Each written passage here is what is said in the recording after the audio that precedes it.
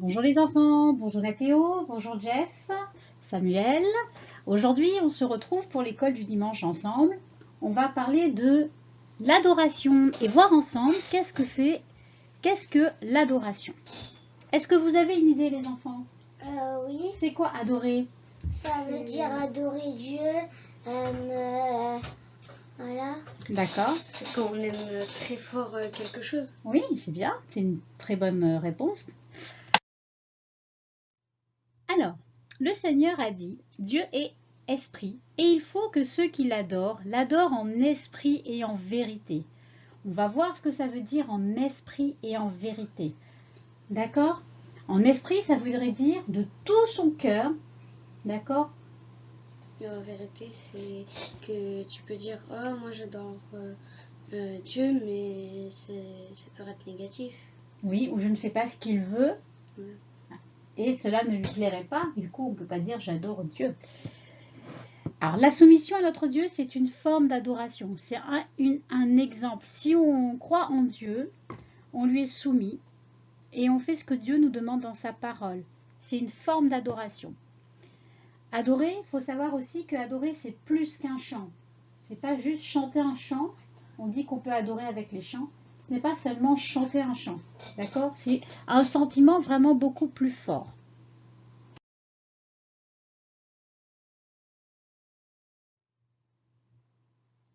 Je vous propose donc d'écouter ce chant. Hosanna, gloire à Dieu, un petit chant que je vous ai choisi.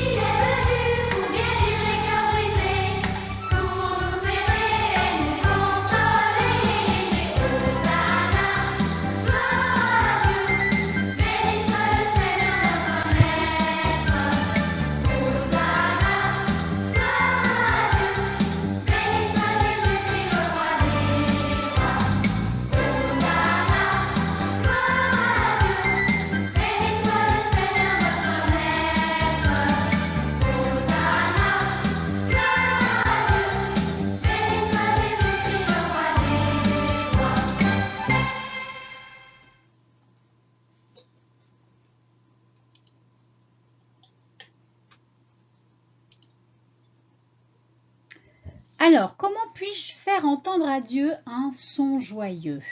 Par la musique, mais aussi Par la prière. Par la prière, Nathéo, c'est une bonne réponse, mais aussi par plein d'autres manières. On va le voir ensemble. D'accord?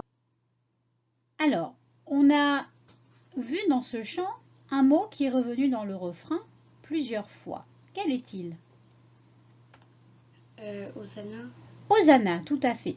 Alors, Hosanna, si vous ne le saviez pas, il se retrouve dans un passage dans l'Ancien Testament, dans le psaume 118, verset 25. Et Hosanna signifie « Sauve, s'il te plaît ». C'est un cri de détresse à Dieu. Mais avec le temps, Hosanna, dans le Nouveau Testament, on le voit, est devenu un cri d'espoir et de joie, de « Sauve, s'il te plaît ». On est passé à « Le salut, le salut, le salut est arrivé ». Et quand on dit « le salut est arrivé », on pense donc à Jésus, Christ, qui est venu sur terre, qui s'est sacrifié pour nous sauver et nous libérer de nos péchés. Hosanna au plus haut des cieux signifie que tous les anges du ciel chantent le chant du salut. Salut, salut, que les cieux les plus hauts chantent. C'est une forme d'adoration. D'accord ?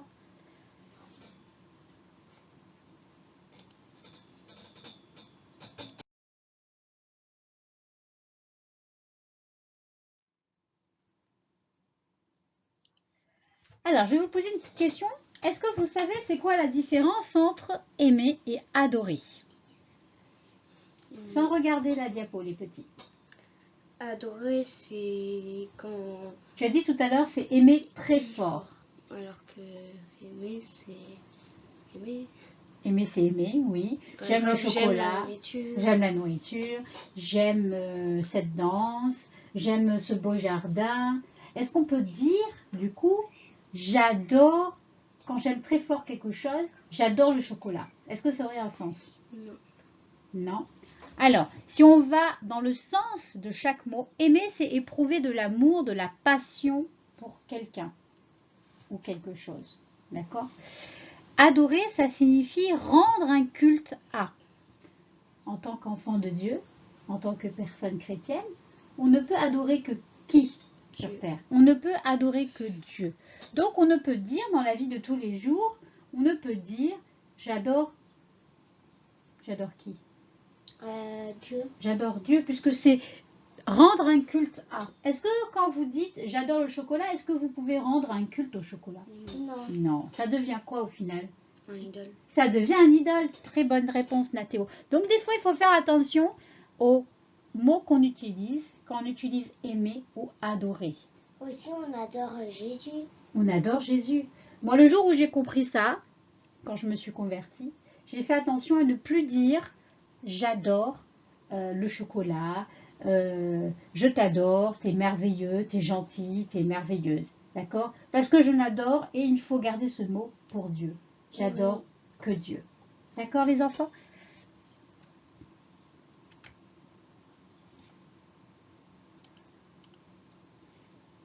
Je vous encourage donc, frères et sœurs, par les compassions de Dieu, à offrir votre cœur, corps, comme un sacrifice vivant, saint, agréable à Dieu. Ce sera de votre part un culte raisonnable. Là, on a un exemple de comment est-ce qu'on peut montrer notre adoration à Dieu. Comment adorer? Alors, on va poursuivre ensemble avec notamment une bonne partie du passage de Romains 12.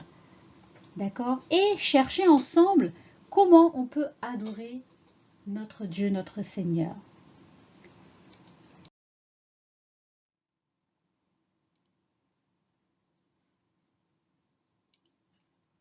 Marc 12, verset 30, nous indique 4 manières de nous concentrer sur Dieu et de l'aimer lorsque nous l'adorons.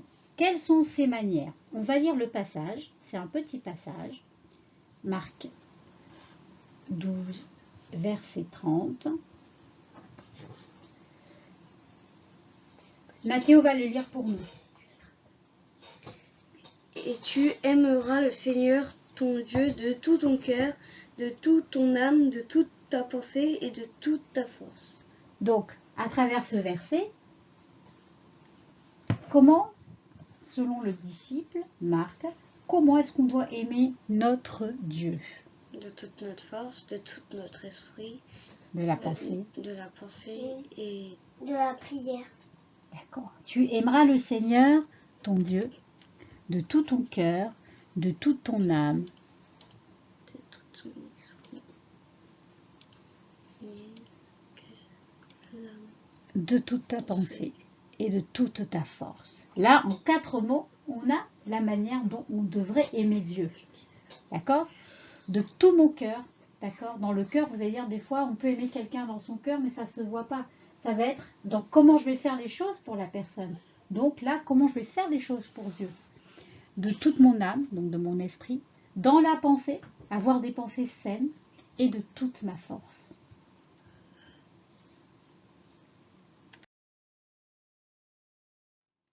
On va prendre un autre passage. On va aller prendre le passage dans Romains 12, qui nous explique comment on peut avoir un cœur adorateur.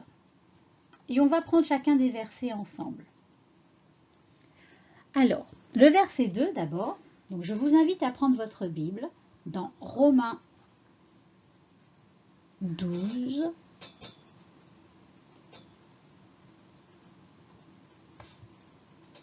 Romains 12. Alors, on va lire plusieurs versets. On va lire jusqu'au verset 21. Mais on prendra certains versets comme indiqué sur la petite diapo que vous avez. Le premier verset, c'est le verset 2, où il nous est dit « Ne vous conformez pas au siècle présent, mais soyez transformés par le renouvellement de l'intelligence, afin que vous discerniez quelle est la volonté de Dieu, ce qui est bon, agréable et parfait. » Donc, il faut se laisser conformer et transformer et demander à Dieu si dans ma vie, ce qu'il faut qu'il transforme pour faire la volonté de Dieu, ce qui est bon, agréable et parfait à Dieu. C'est une manière, quand on fait ça dans notre propre vie, c'est une manière d'adorer notre Seigneur. Vous êtes d'accord les enfants? Oui. Alors, on va prendre le verset 3. Jeff Samuel va nous le lire.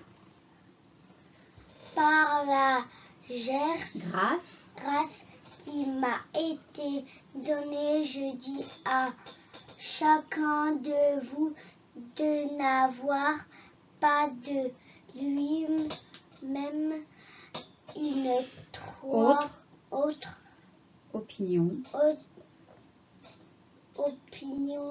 mais de revêtir des sentiments modestes selon la mesure de foi que Dieu a départie à chacun. Dans ce passage, Dieu nous dit « Ne pensez pas que vous êtes meilleurs que les autres, mais soyez modestes. » D'accord? Donc là, comment la véritable humilité apparaît dans la vie, dans votre vie? Comment est-ce qu'on peut reconnaître qu'on est humble? Est-ce que vous pensez à quelque chose?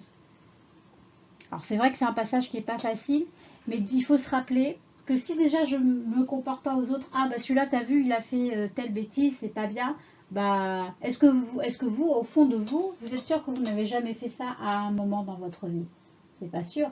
Quand on dit ah bah lui il a fait ça et qu'on pointe du doigt, bah c'est que on n'est pas modeste et on pense qu'on est meilleur que les autres. Bah ça c'est pas faire plaisir à Dieu. D'accord? Donc il faut rester modeste, c'est une forme d'adoration. Ensuite, je vais vous lire le verset 4 à 5. Car comme nous avons plusieurs membres dans un seul corps et que tous les membres n'ont pas la même fonction, ainsi nous qui sommes plusieurs, nous formons un seul corps en Christ et nous sommes tous membres les uns des autres. Alors, je vais faire une comparaison avec le corps humain. Est-ce que si dans un corps, on a plusieurs organes, on a plusieurs membres. Si mon cerveau ne fonctionne plus, est-ce que le reste du corps va fonctionner? Non. Pourquoi les enfants? Parce que le cœur est relié au cerveau. Parce que le cerveau contrôle le cœur et le cœur fait marcher le cerveau. Tout à fait. Donc cette comparaison-là, on va la faire avec l'église. Si dans l'église, il y a, dans l'école du dimanche, vous êtes plusieurs enfants, d'accord, tous au service du Seigneur, et qu'il y a un petit garçon qui un jour va être très méchant, qui va vraiment pas être bien, est-ce que les autres vont être contents? Non. Non. Donc, c'est cette comparaison avec le cerveau pour le corps et les membres dans une église. Si quelqu'un n'est pas bien, dans ce cas, c'est le reste du corps qui n'est aussi pas bien. D'accord? On va continuer versets 6 et 8. Puisque nous avons des dons différents selon la grâce qui nous a été accordée, que celui qui a le don de prophétie l'exerce selon l'analogie de la foi, que celui qui est appelé au ministère s'attache à son ministère, que celui qui enseigne s'attache à son enseignement, et celui qui exhorte à l'exhortation, que celui qui donne le fasse avec libéralité, que celui qui presse le fasse préside le fasse avec zèle, que celui qui pratique la miséricorde le fasse avec joie. Le Seigneur nous a demandé de nous servir de nos dons et de nous détourner de tout mal et de faire ce qui est bien et de le mettre au service de notre Seigneur et de notre Église. C'est une forme d'adoration. Ensuite, on va lire le verset 10. Jeff Sam va nous le lire. par amour fraternel, fraternel, soyez pleins d'affection les uns pour les autres, par honneur, usé de prévenance réciproque. Le Seigneur nous demande de nous aimer les autres plus que nous-mêmes. Comment est-ce qu'on fait pour aimer les autres plus que nous-mêmes? Il s'occupe plus des autres que nous. Oui. Est-ce que vous comprenez que c'est plus agréable d'aimer plus les autres que nous-mêmes? Non. Si on s'aime plus, c'est quoi? Comment on appelle ça, les personnes qui s'aiment plus que les autres? C'est de l'égoïsme, c'est de l'égocentrique. D'accord? Donc c'est un état d'esprit et de pensée, donc d'aimer plus les autres que soi-même. C'est une forme d'adoration à Dieu. D'accord? Au verset 11, il nous dit « Soyez pleins de ferveur et d'esprit ». Mathéo, tu vas nous lire le verset 11.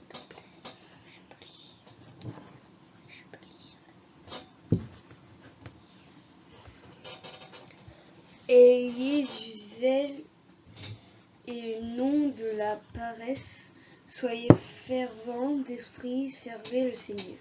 Merci. Soyez fervents d'esprit, servez le Seigneur. Alors, c'est quoi la ferveur? C'est quoi avoir de la ferveur?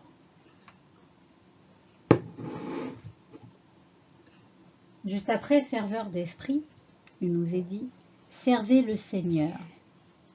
Comment est-ce qu'on peut servir le Seigneur dans une église?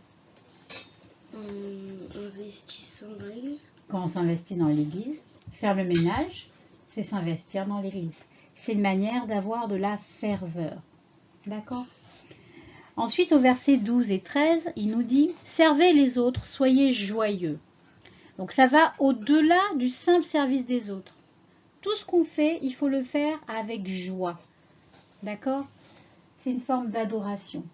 D'accord? C'est pas juste pour le faire, parce qu'il faut le faire. Il faut que ça soit plus fort que ça. D'accord? C'est au verset 12 et 13. Le Seigneur nous dit « Persévérez dans la prière, pourvoyez aux besoins des saints, exercez l'hospitalité. » Donc toujours être joyeux dans tout ce que je fais. Passage 14 à 20. Alors c'est un peu plus long. Je vais le lire. Bénissez ceux qui vous persécutent. Bénissez, ne maudissez pas. On est tous un peu... on a tous des amis ou des collègues qui ne sont pas contents avec nous et qui vont toujours nous critiquer. Ben, le Seigneur nous dit, bénissez et ne maudissez pas. Réjouissez-vous avec eux, avec ceux qui se réjouissent. Pleurez avec ceux qui pleurent. Ayez les mêmes sentiments les uns envers les autres.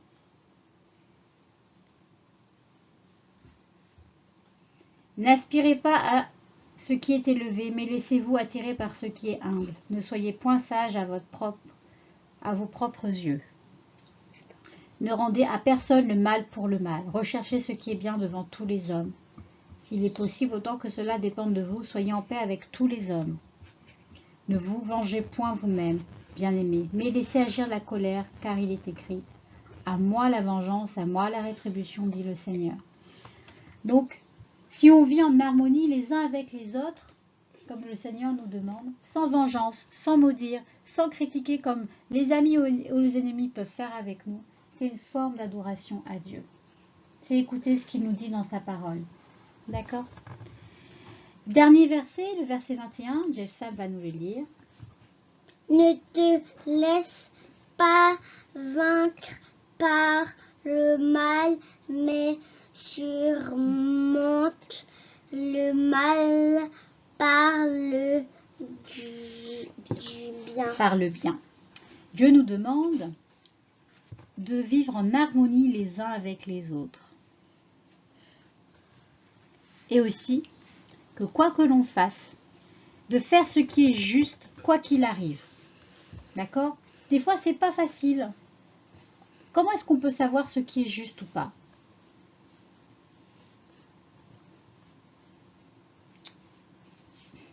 Comment savoir si ce qu'on fait est juste et pas? Comment est-ce qu'on peut savoir quand vous êtes des enfants? En lisant la Bible, tout à fait.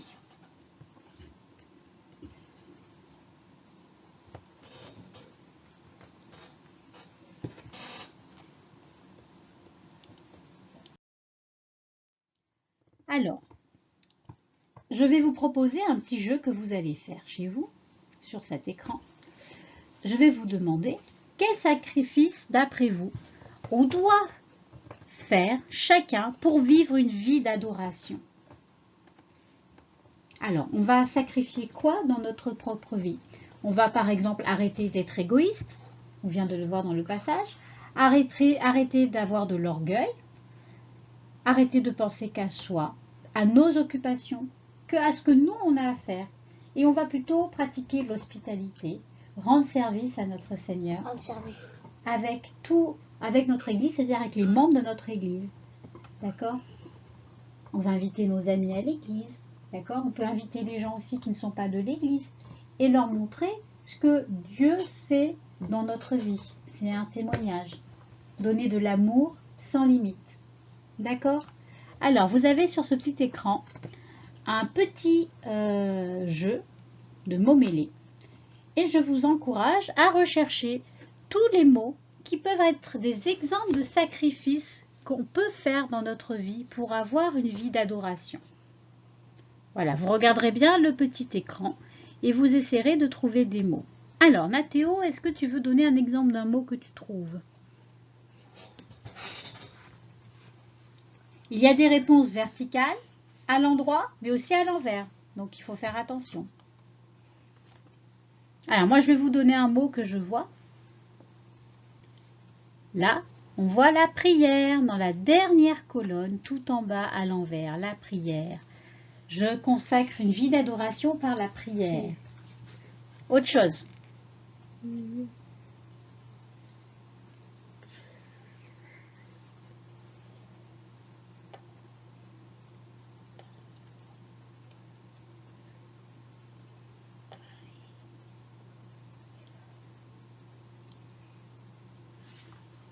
Honorer. Honorer, très bien. Honorer le Seigneur. C'est une forme d'adoration. D'accord? Donc, je vous laisserai trouver plein de mots dans ces mots mêlés qui nous permettent de vivre une vie d'adoration. Alors, on vous remercie les enfants. C'était donc une école du dimanche sur qu'est-ce que l'adoration, avec donc ce thème, comment adorer le Seigneur.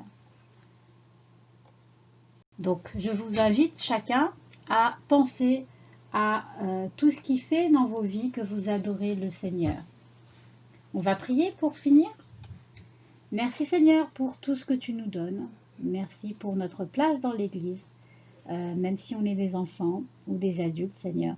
Merci pour ton sacrifice à la croix, ce salut que tu nous as donné, Seigneur. Hosanna, au plus haut des cieux. Merci parce que tu nous aides à vraiment progresser pour mieux te servir et t'adorer, notre Dieu, notre Père. En pensée, en esprit et en vérité. Amen. Amen. Un petit garçon veut prier? Non. Merci Seigneur pour cette belle journée. Merci pour tout ce que tu fais pour nous, Père. Protège-nous, bénis-nous. Aide les chrétiens persécutés, Père. Et merci pour ton salut, Père. Au nom de ton Fils Jésus-Christ. Amen. Amen. Amen.